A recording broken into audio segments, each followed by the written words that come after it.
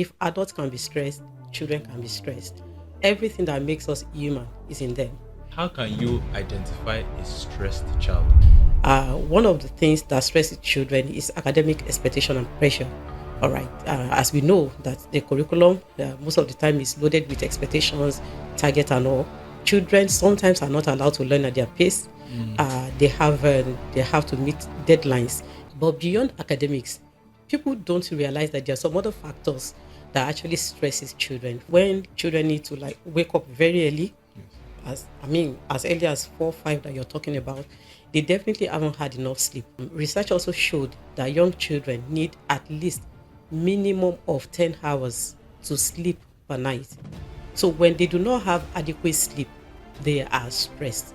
There are other things that also, stress children, like family dynamics, different families with whatever is going on there, conflicts, divorce, father and mother shouting on themselves all the time, unhappy environment. We don't know the impact that this have on the children, but it has a lot of impact on their mental and emotional health. Environmental changes, you just move house, or um, you just change their school without thinking about the child. Sometimes parents feel, I'm not happy with this school, then I'm changing. It takes studies have shown that it takes children minimum of 6 months to acclimatize to a new environment. Oh, really? Yes.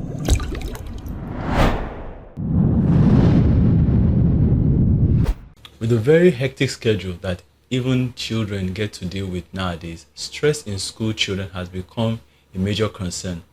Our young learners are becoming burdened with the demands of academic performance and, of course, in their curriculum, but are also exposed to a multitude of stressors.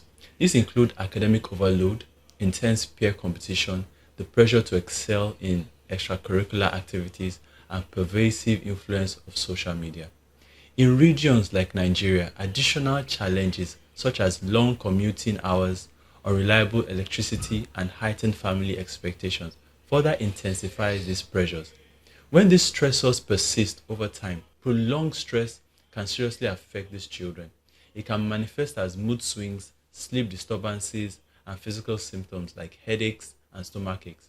Over time, this chronic stress may impair concentration and memory, leading to declining academic performance and a weakened immune system. Now, more alarming, prolonged stress can also have long-term effects such as increase of chronic conditions like hypertension, diabetes, and even cardiovascular issues later in life. Now, recognizing these diverse sources of stress along with their profound impact on both the immediate and long-term health is essential for ensuring that our children receive the support and coping strategies they need to thrive both academically and emotionally.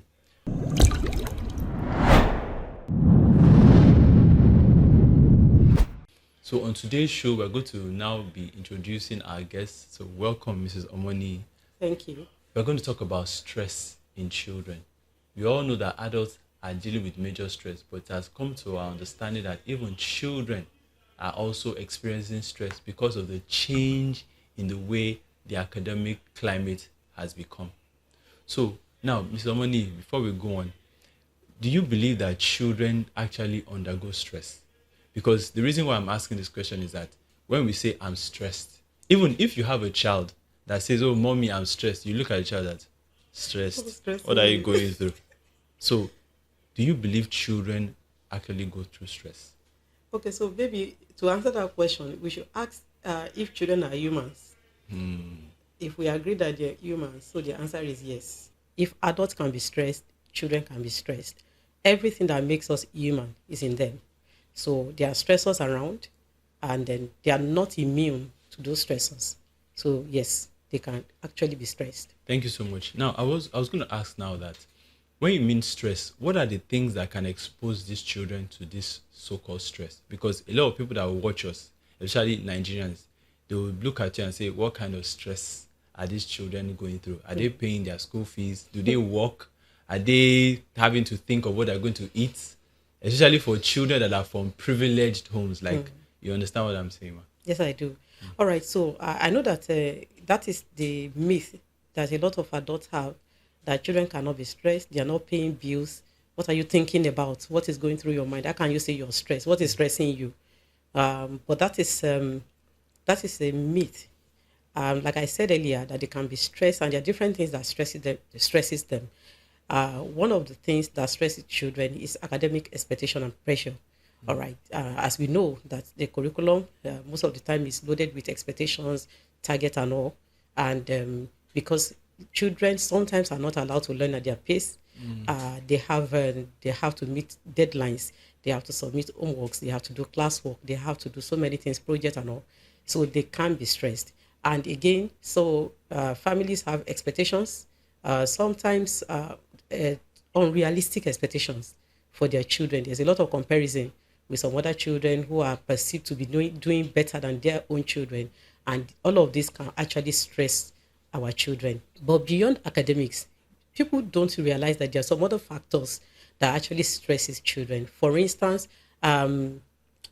changes, just unexpected changes, environmental changes. You just move house, or you just change your school without thinking about the child. Sometimes parents feel, I'm not happy with this school, then I'm changing.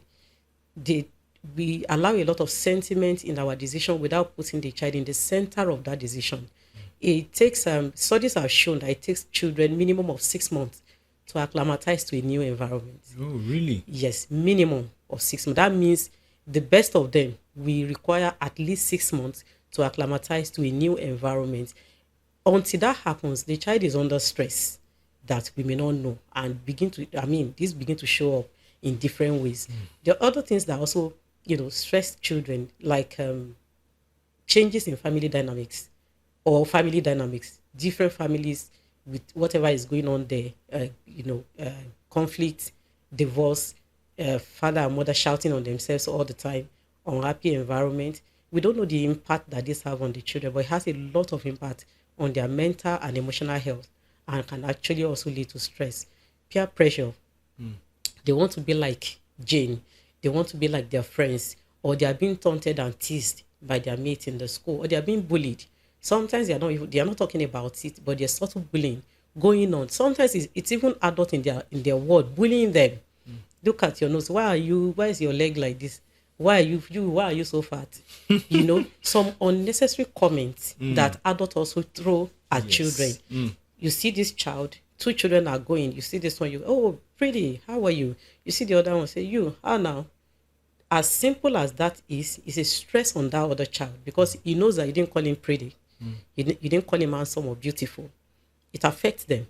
There are so many comments. A child came one day and he said, I shouldn't have been born. And a child 6 years old, and why did you say that? Why did you say that? Who said that to you?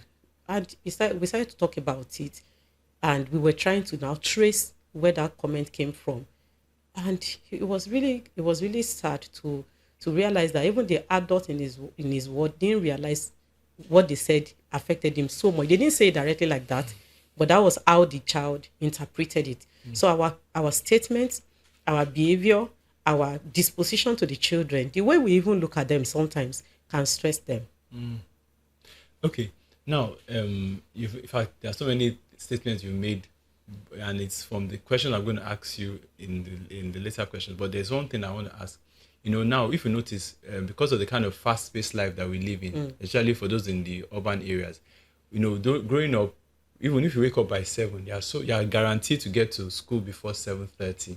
But now, you see children as early as 5:30, they are awake, they are ready. Some even have to leave their house by 4:30, maybe because their parents are working on the island and they go to school with them. Or then you see children that by the time they get home, when we were growing up, you could even watch TV, even if it's going to start 4. But a child that has like 5 assignments to do. So do you feel that those things are also contributing to the stress that children are going through? Yes, a whole lot. Okay. A whole lot. When children need to wake up very early, as early as 4, 5 that you're talking about, they definitely haven't had enough sleep. Research also showed that young children need at least minimum of 10 hours to sleep per night. So when they do not have adequate sleep, they are stressed. They are grumpy. They come to school, they're tired. in the morning the child is tired, they are throwing tantrums, they are unhappy, they are frustrated, they have that feeling of overwhelm because they've not had adequate sleep. All right. So, and you know that in the process of waking children up that early to get them to go to school, there's a lot of rushing. Yeah, that rushed routine that happens in the morning. Sometimes parents are yelling at them. Parents are shouting, they're yelling. Where did you keep your lunch bag? Where is the homework? You know, and we don't realize what all of this is doing to the child. We just really just want the child to be at our pace and to move. They don't have our pressure. They don't understand what is going on in our world. They don't even know why you have to leave the house so early. You are not even praying with them. You are not asking about how they feel, what happens to them. You don't even know whether they didn't sleep well in the night. Maybe they, for whatever reason, they also wake up in the night and they take time to go back to sleep and all of that. You may not be aware of that. But you expect that every day they should be on point. They should just be ready. Why are you slowing down? Why are you dragging your feet? And there's a lot of shouting without really trying to seek to understand the world that the child is living in. So yes, they are stressed. When they come into school, we know, looking at them, we know. So that's why we welcome them big when they are coming. We try as much as possible to make their coming into school feel like they're coming home, really. There's something that just struck me in everything you're saying. The first thing I was going to ask is that how can you identify a stressed child?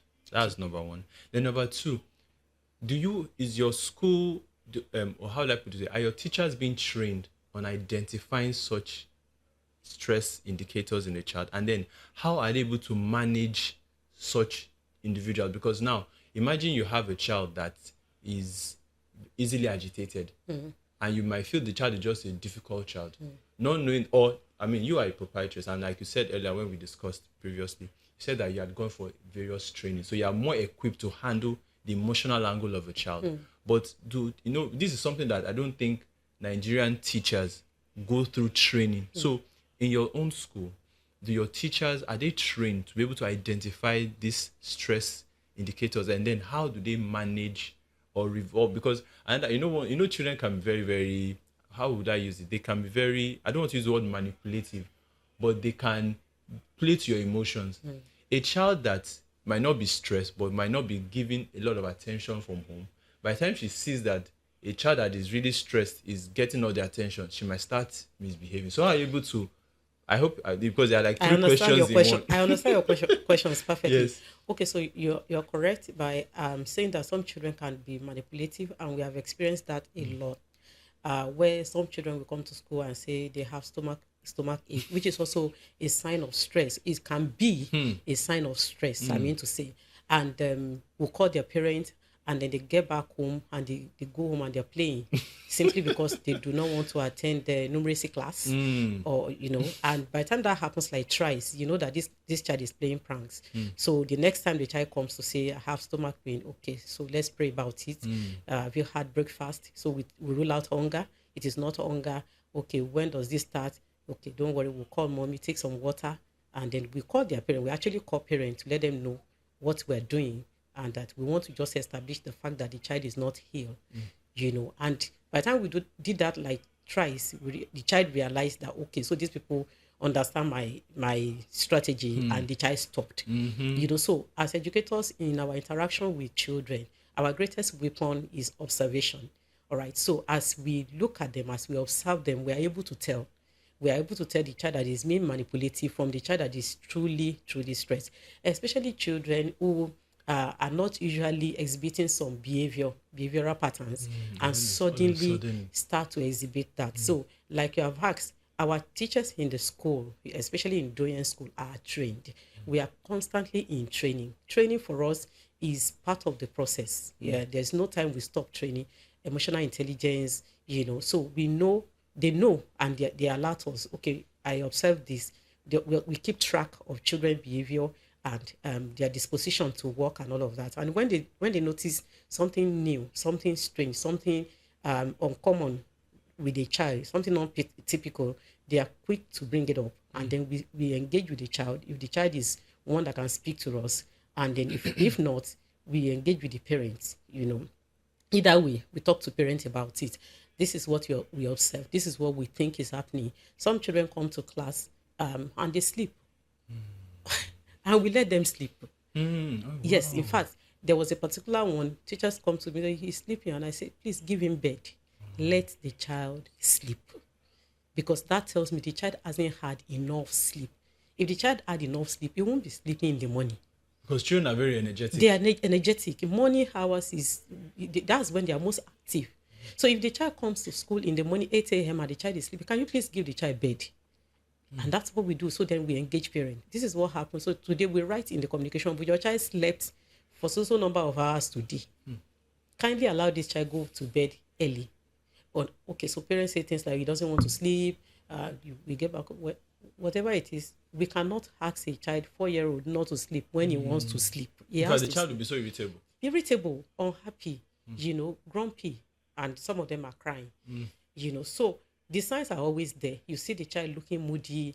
You see the child, sometimes crying, having meltdowns, throwing tantrums, or even bullying others. Some of them, they start to have diarrhea. They complain of tummy pains, headaches, and all. So the list is endless because different people react to stress in different ways. But you definitely will know that something is off with this person. So just the same way adults can be irritable when we are frustrated and we have that feeling of overwhelm. The same thing with children. They become irritable. They're not listening. They're not learning. The child can take 1 hour to write, number 2. That when he's Settled. when he's settled, when he's okay, when he's fine, he can finish his work in no time. Now he's there. He's not doing anything. He's looking at you. And you're wondering why you're staring and you don't want to walk. His brain is tired. He's not able to walk. So the signs are always there for people who are sensitive to peak. And then our duty as parents and educators is to now see how we can manage stress. They're there. Sometimes parents also can't help it. They can't help it. They have to get to work. And also it's really just about having honest conversation with school managers to say, okay, this child didn't sleep well. Can you please allow him sleep today? If he wants to sleep, then he can continue when he wakes up. I don't think academics should be like war, and it must happen at a party. It must happen no. So there should be ongoing conversation between families and schools to say, okay, this is what happened at home. Let's look at how we can manage it together. And then the school owners, educators, teachers also should work with empathy. Even though we have targets, we should work with empathy, knowing fully well that the reason we're in business is a child. Without the children, we have no business in school. All right, so they have to be well. They have to be in the right mental state to perform, to do what just like us. Sometimes when you're tired, you can't think through some problems until you go to sleep. By the time you wake up in the morning, you see that you have rush of solutions to the same problem that you struggled to find solutions to yesterday. Then this morning you are active, you are settled, you are relaxed, and then you just know what to do. So it's just like that with them as well. Wow. Thank you so much, ma'am. Now, there's something that I want us to address. When we were growing up, and I will always take it back to our past, midterm was always a time for enjoyment. Yes. It's called midterm, time to rest. So why is it now that in this new setting, when it's time for children to go on their midterm, it's almost like we don't want to give you breathing space? And there's something you said. You said that you have targets. A school is set up for academic excellence. Exactly. I mean, in the Nigerian setting, first. Everywhere, first. Thank God. Everywhere. Because most people That's are the like, purpose of school. I like that. You are going to school to become great in life. You're not going to school to just play with your friends and go for excursions. That's good. But the parents want to say, okay, I paid so amount. My Where's the child value? is best in this. My child is up there collecting awards. So I understand why school proprietors or teachers will bombard, but how can we balance? Or how would I put it this way? A lot of us didn't have such when we were growing up, and we still turned out fine. I mean, we're excelling in our professions. Exactly. So why now are we now bombarding children with so much homework, even to the extent that during their midterm, they don't have, it's more like they're just on, they just moved their school environment home. From school to home. House. Because now the parents are under pressure. When they come back, have you done your assignments? I've been out all day. And see, Oh God, they now help be us. rushing by Friday. So because I go to resume on Monday, they are rushing. They have like 10. They'll be on the system. Give me your internet. Mommy, I don't have data. Everybody's running helter skelter. They are shouting. This person is crying. So where Forgive did me, we I'm go wrong? laughing. Where did we go wrong? And then how can we change? Because that's another thing. Because it happens to me. My son, by the time I see the assignment, I'm like, is it that you don't want to even breathe? So I tell my wife that let him watch TV. Let him breathe. Let the head rest. So All right, I like this, and I'm laughing because the question that came to my mind as you spoke was, who is complaining? Is it the child or the parent? Because unfortunately, we are where we are because there's a lot of misplaced priority and unrealistic expectations. And again, because I think our government also need to help by standardizing education in Nigeria, Yes. especially in Nigeria. So there's a lot of competition amongst parents and consequently among schools. So I'll paint it this way. In a typical classroom, so you have children at different levels. You cannot have all of them as A-rated children in any given class. So you have children who have need for continued support. You have some children that by wiring they require continuous support, that if you leave them for too long a time, they relapse. They kind of forget most of the concept that they have learned. In fact, for some of those children, teachers are always afraid of holidays because by the time they return, is back to beginning. They are starting from the scratch. So for some of those children, it's okay to engage. Mark my word, engage but not bombard. You get? Because the wiring of their brain require continuous reinforcement. Now, midterm is a period where there should be a pause from academic work, where children should be able to go for leisure and they can travel or visit families and friends and just really forget everything about academics and relax. We talked about academic pressure being one of the factors of stress. So if they take a break from it, it will recalibrate and then rejuvenate and re-energize them for the next half of the term. And that's the purpose. All right. But now, so especially in private school sector, you see that families are in cliques and their friends, their church members, so you soon hear, they gave this person more work. They don't know because we cannot be discussing the peculiarity of another person's child with another family. Okay, so they visit and they see that this child has more work to be done during the holiday. The school is segregating some children. They are giving more attention to some children. So that becomes a problem for the school. Yes. So parents need to know their own children. They need to understand the children that they have and stop the comparison. All right. So I am not an advocate of bombarding. And I know that in our school, because we listen to parents, there's been a lot of feedback. And over time, we had reduced, even our homework, we had reduced. And then when they are going on holiday, midterm break, if it is like when we used to have two days midterm break, we may not give them any. Let them go and rest. Sometimes myself and the teacher look at it and let them go and rest. All right. But when we have 1 week, because again, we don't want a situation where the children are not engaged at all and parents are also not at home. So they are really not going anywhere. All right. Even if it is just for 30 minutes in a day. So what we do is to we structure it to say, okay, day one, just do maybe like 5 sum in math. Day 2, learn 5 words in spellings, spell 5 words like that. Then when you come back, we can start spelling bee and all of that, so that at least they have a way to still engage with their work without pressure, because now it is at their pace.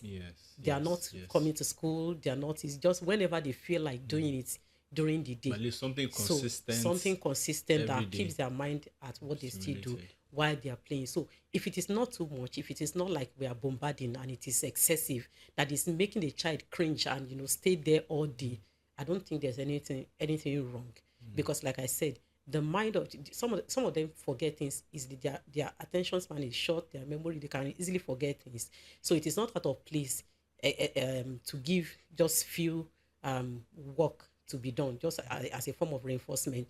But where the school is now moving all the work to the family, and we are now sending all the work home for families to do, and everybody's feeling it and everybody is shouting, then that becomes a problem. And that is where we need to strike that balance that you talk about. And again, there are families who also want that bombardment, that if they don't see that bombardment, they feel don't that think the that school you're are doing not- anything. yeah. I remember a time when we brought in play I brought in a concept from Dubai, and it was about uh, working with Lego. It was just children learning through Construction. play. So we brought it in, and children started to enroll, and so they come to school every Saturday. And at a point, parents were like, "Oh, is this what we are paying for? So you'll just be playing." As, so Abraham asked, "So for how long would they be playing like this?" And I said, "Play is the work of children." That is the concept. I saw it when I traveled, and I liked it so much, and I wanted it for the children. But so our environment is not as developed for the many things that you would want to do. The mind here really want to see immediate value for money, and it doesn't work like that. The work we do, a whole lot of it is intangible. You won't see it immediately, but it will eventually come out in the life of the child. So I think there's still need for a lot of parent engagement and education when it comes to the amount of work that the child is supposed to be doing. Some of them also enjoy it when they see children just working, like carrying books, and everybody's feeling. That's why I loud and say always complain. Yes. Everybody's this school is doing that. If you see the work, it's okay, but like you said, we will get to where we're going without necessarily killing the children, because if they don't have enough time to play, they're not playing enough, they're not doing enough of outdoor activities. We are not even taking the time to take them to the park. They're not seeing life. They're not looking up to the sky to check stars, to check the birds, to see what's going on around them. Appreciating nature. And it is nature, and it is simply just about the work and then staying stuck with the screen.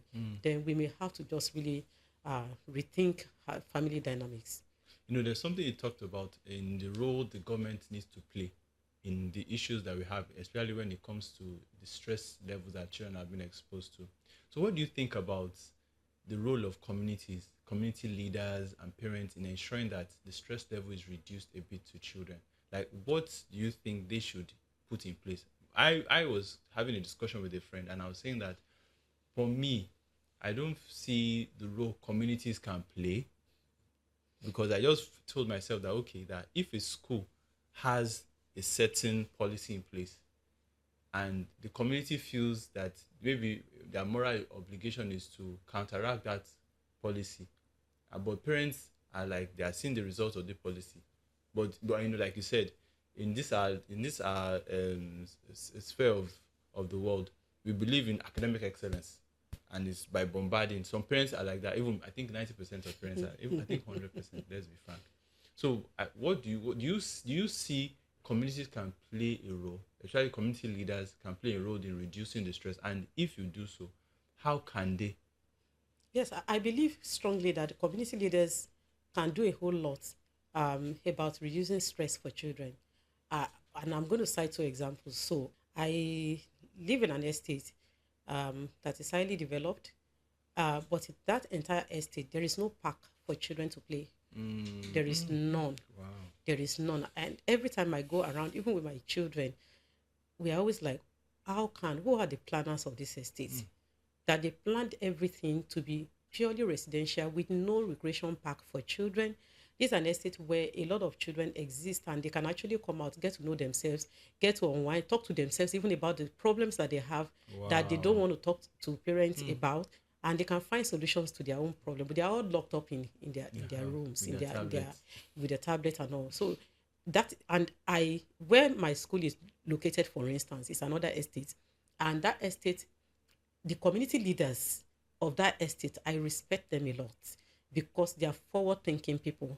And I mean every word. They are forward-thinking. Omole Phase 2, I'm going to mention the estate, have a leadership that is forward-thinking, that is proactive, that has empathy. They had to find a place where they created for play for children. So children in the community can actually go and unwind, meet them. So that is one thing that community leaders can do.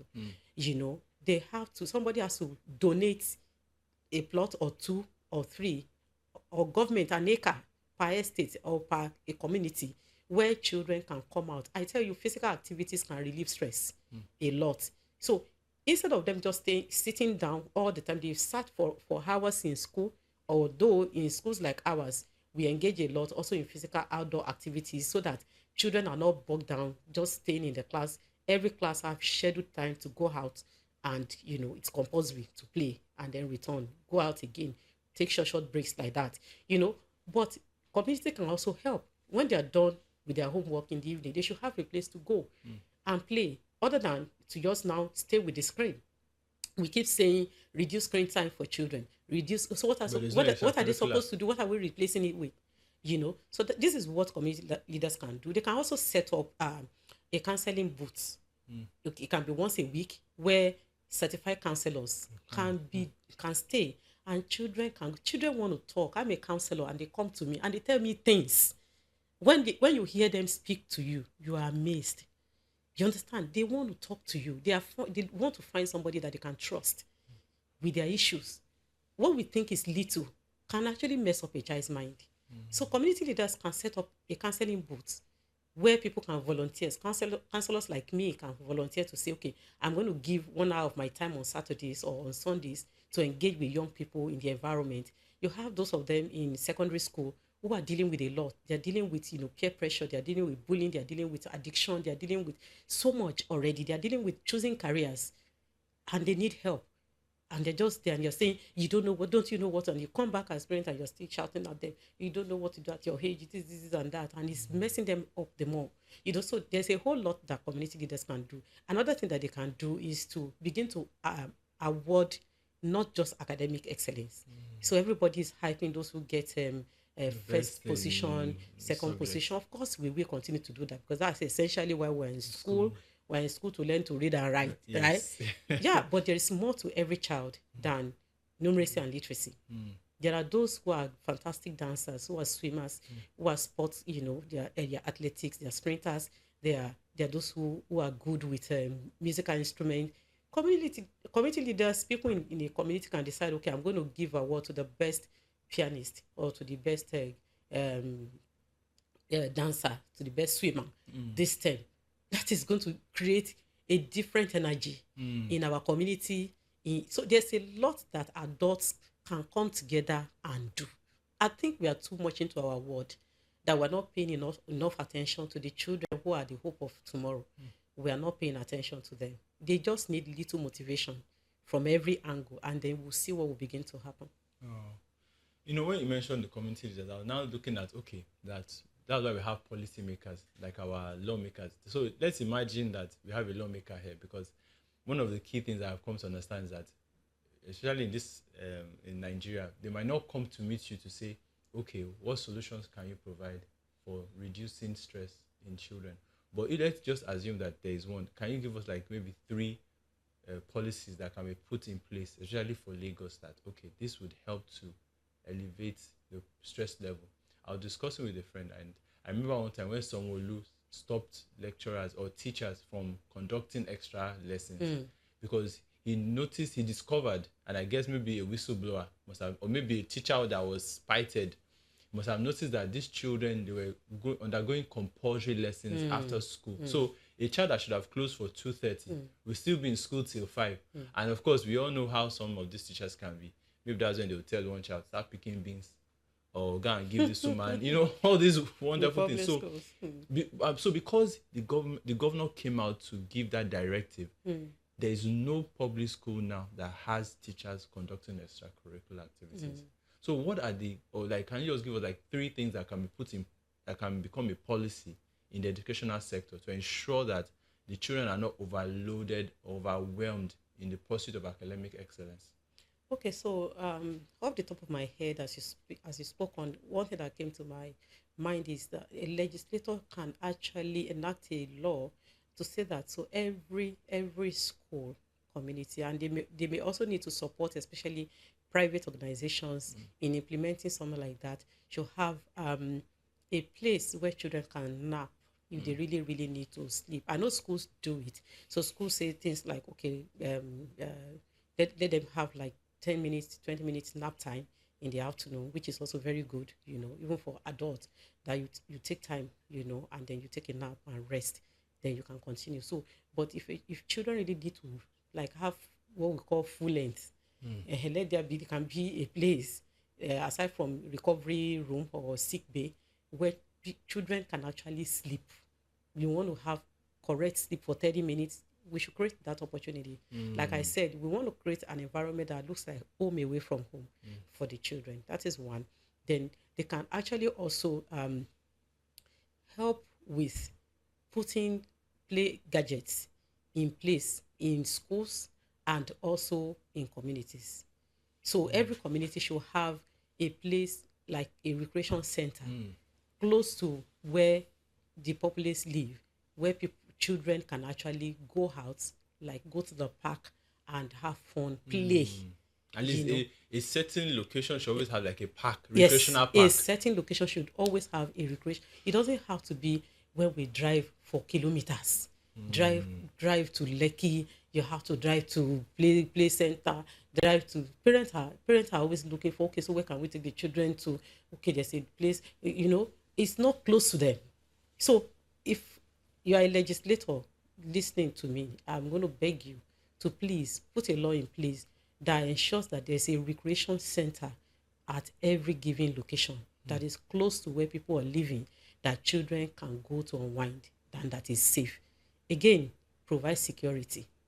Provide security, because another challenge that we are seeing is, okay, some parents take their children to fast schools because they want the children to be close to them while they are at work. All right, Soma, can you just share with us some of the strategies that you feel parents can implement at home to reduce the stress level that children are exposed to, maybe from school work or even from their environment? Okay, number one, when your child gets home, and please try to find out how their day went. Some parents say things like, oh, the child didn't do homework well. I don't like his disposition to work. And they start to beat the child again. And probably that child is tired. So what I say is, so if the child gets home and he's feeling like he doesn't want to work at that time, if you want to sleep, can you allow him sleep? Can you allow the child sleep? Sometimes they sleep and they sleep like that till the next day. It's okay. You can now wake the child up early. You see, when they are active and rested, they work fast.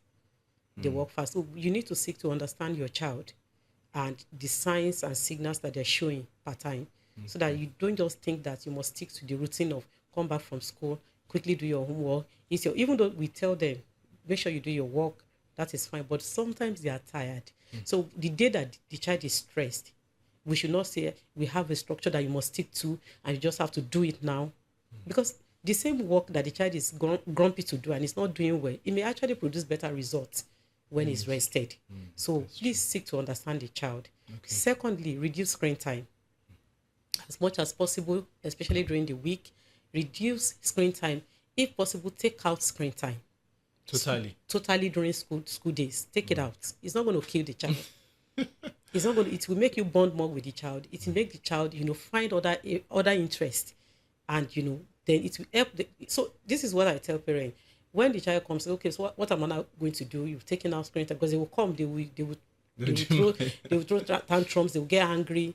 Tell them to go into the compound and do physical activities. If you are in a safe estate, they can learn how to ride bicycles, ride their bikes, scooters. Let them do physical activities. It helps them, relieve stress and then sleep well, and then let them sleep on time. Okay. Whatever you need to do, if you need to get hope, just try.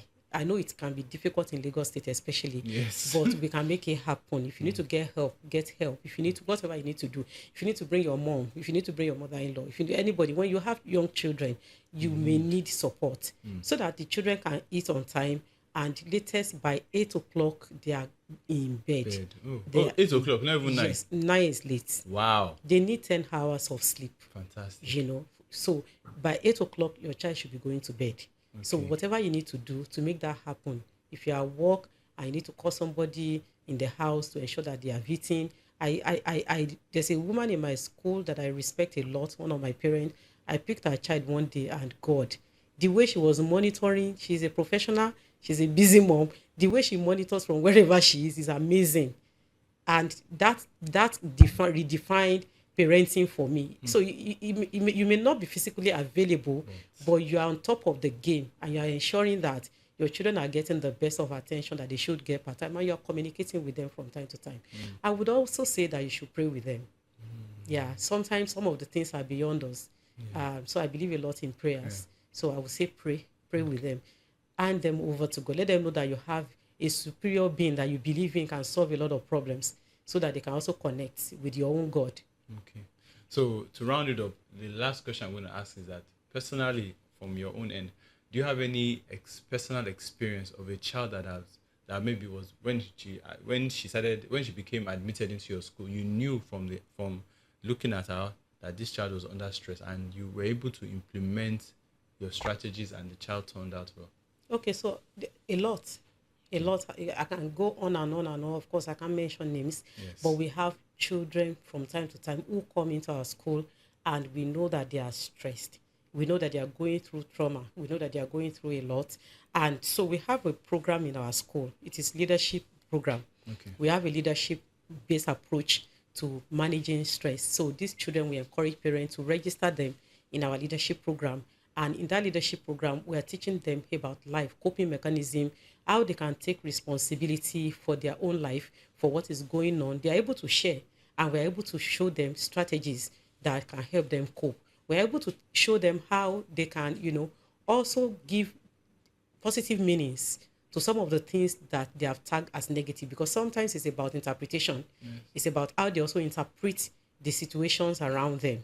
We are able to show them how they also need to prioritize, because sometimes it's about having chaotic routines, right? Children thrive in routines, all right, which is what I'm also going to say to parents. You need to have a routine in the house.